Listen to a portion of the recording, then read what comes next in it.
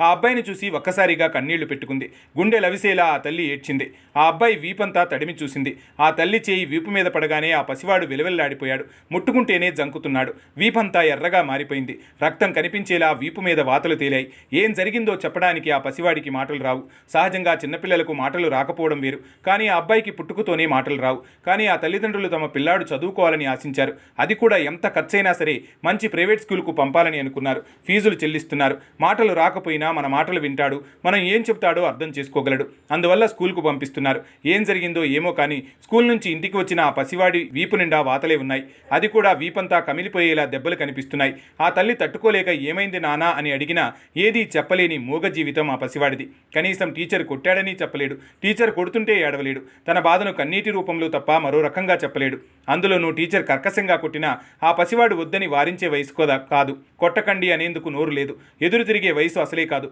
ఎందుకు కొడుతున్నారని ప్రశ్నించలేడు.